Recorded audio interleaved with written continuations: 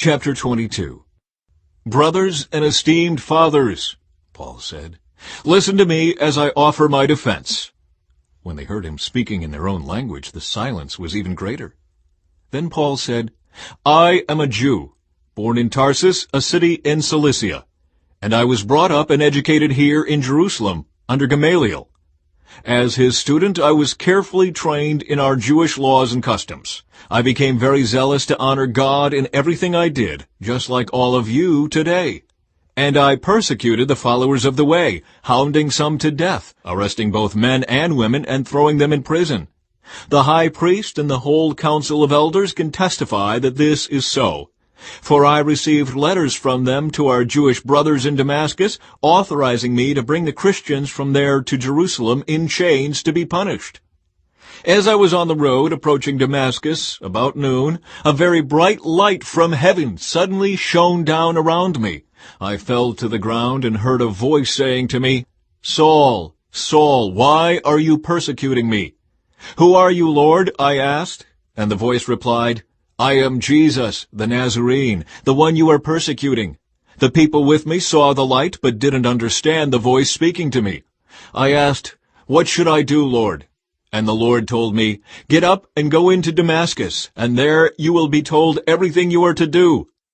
I was blinded by the intense light, and had to be led by the hand to Damascus by my companions. A man named Ananias lived there. He was a godly man, deeply devoted to the law, and well regarded by all the Jews of Damascus. He came and stood beside me and said, Brother Saul, regain your sight. And that very moment I could see him. Then he told me, The God of our ancestors has chosen you to know his will and to see the righteous one and hear him speak. For you are to be his witness, telling everyone what you have seen and heard. What are you waiting for? Get up and be baptized. Have your sins washed away by calling on the name of the Lord. After I returned to Jerusalem, I was praying in the temple and fell into a trance. I saw a vision of Jesus saying to me, Hurry, leave Jerusalem, for the people here won't accept your testimony about me. But Lord, I argued, they certainly know that in every synagogue I imprisoned and beat those who believed in you.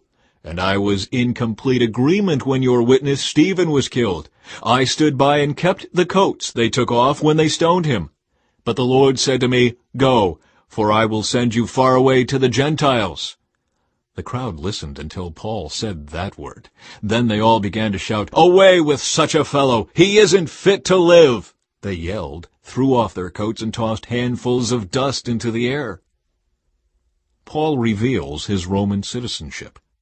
The commander brought Paul inside and ordered him lashed with whips to make him confess his crime. He wanted to find out why the crowd had become so furious. When they tied Paul down to lash him, Paul said to the officer standing there, Is it legal for you to whip a Roman citizen who hasn't even been tried? When the officer heard this, he went to the commander and asked, What are you doing? This man is a Roman citizen. So the commander went over and asked Paul, Tell me, are you a Roman citizen? Yes, I certainly am, Paul replied. I am too, the commander muttered, and it cost me plenty. Paul answered, But I am a citizen by birth. The soldiers who were about to interrogate Paul quickly withdrew when they heard he was a Roman citizen, and the commander was frightened because he had ordered him bound and whipped. Paul before the high council.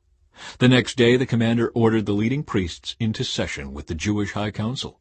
He wanted to find out what the trouble was all about. So he released Paul to have him stand before them.